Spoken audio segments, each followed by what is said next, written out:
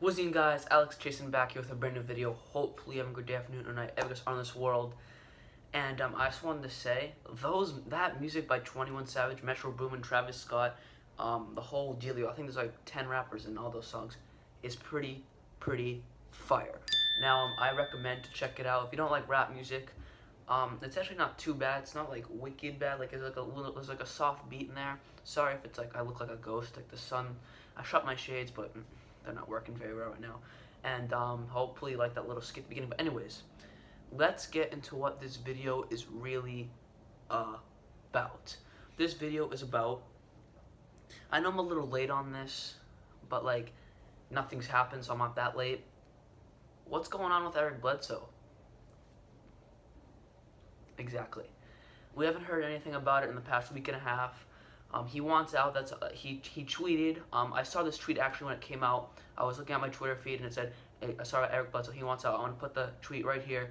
It says he wants out. He said, oh, he just wanted out because he was at a pharmacy or something and he just didn't want to be here. I don't know, some lame excuse like that. But I'm gonna get into more details of where he should go, what would be the best option for him, and what would the Suns get in return. What option would be best for the Suns? When it comes down to it, it's really what the Suns want, not what Eric Bledsoe wants. It really wants what do the Suns want in return for him? Because we do know he wants out because he came up with the wickedest excuse ever. It's like if I said, oh, I don't want to make YouTube videos anymore because like I have a cut on my finger and like I can't hold my camera. Like what excuse exactly? So anyways, let's go with the video. The most recent thing I've heard is that I'm looking at my computer is that Eric Bledsoe, well, the Pistons are interested and they would trade Reggie Jackson and some picks to get Eric Bledsoe. Now, I think the Pistons, that would be a great spot for Eric Bledsoe. They have Avery Bradley, my guy, defensive player. John Drummond, who's a great rebounder, defensive player, and good in the paint. Can't shoot free throws, even if his life depended on it. They have some great pieces, like Tobias Harris is great. He's a killer all around the court. Defensively, offensively, he's a killer. And I think Reggie Jackson and Eric Bledsoe, I think they're both pretty similar players. Reggie Jackson is younger, but Eric Bledsoe is kind of ending his prime. He's still in his prime, but this is the time in his career where he wants to try to get a championship. Now, I'm not going to say he's going to win one with Detroit. That's not what I'm saying at all. They have a 0% chance of winning it this year. But they do have some great young pieces and some great assets that can help them in the next 2 to 3 years. They could be a championship contender. And, yeah, they have some great players. Now, another option I'm hearing is that the Nuggets would be a good option for him. Now, what they would get in back, I think they could trade Kenneth Faried, Wilson Chandler, some picks, and maybe Gary Harris. I know it's asking for a lot on the Suns side of things, but Wilson Chandler and Kenneth Faried, well, Kenneth Faried, he used to be a beast, but now he's like injury prone.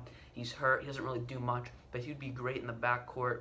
And then Wilson Chandler, he's old, he's almost out of his career, and he'd be just a great leader to have on the team. And then you'd get Gary Harris, who's a great young point guard / shooting guard in this league. He would do phenomenal.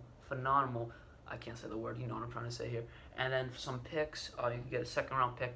They have some second rounders that you can get there. I don't think they would trade for a first round pick because then the Suns would just be getting too much. But I think they could give them a boatload of second rounders, and I actually think that would be a great trade. I'd rather go with the Detroit one. I mean, not the Detroit one, the Nuggets one, because they're getting a younger piece with Gary Harris, and then 2 good leaders who can still play very good with Wilson Chandler and Kenneth Faried. Kenneth Faried's only 28, but he's like just not that good anymore. But he came into the league, he was a beast, but now he's just not that good. The only thing he can do is dunk, but we're past those times.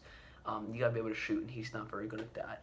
And then one more possible trade I've been hearing is Goran Dragic for Eric. I need to fix these shades. My bad. I'm sorry. I look like a ghost over here. Goran Dragic for Eric Bledsoe. I know Goran Dragic would be going back to the Suns, but I also heard they would be getting some picks, be getting a first rounder and 2 seconds. I'm looking at my screen right here. This is from Hoops Hype, and they have all different trades, like Joe Okafor trade. The Celtics are interested. Hopefully they're not interested in Joe Okafor, but that's not this video's about.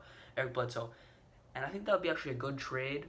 Actually, I think that would be better for Miami because he's better, Eric Bledsoe. But if the Suns are watching this, don't listen to me. You know, hey, you make the bad deals here. But I've been hearing that, and yeah, this is my opinion on the Eric Bledsoe thing. Is that I think the Suns need to do what's good for them. All right, they shouldn't be listening to Eric Bledsoe. If Eric Bledsoe says he wants to go to the Celtics, only the Suns should do that if we're gonna get like let me say, Terry Rozier and Marcus Smart. That would never happen, but that's what the Suns should be doing. They should not be listening to what Bledsoe says. And also, on Eric Bledsoe's sides of things, I don't blame him for wanting out. They have great young pieces with D-Book, who's going to grow. He's going to take Bledsoe's minutes.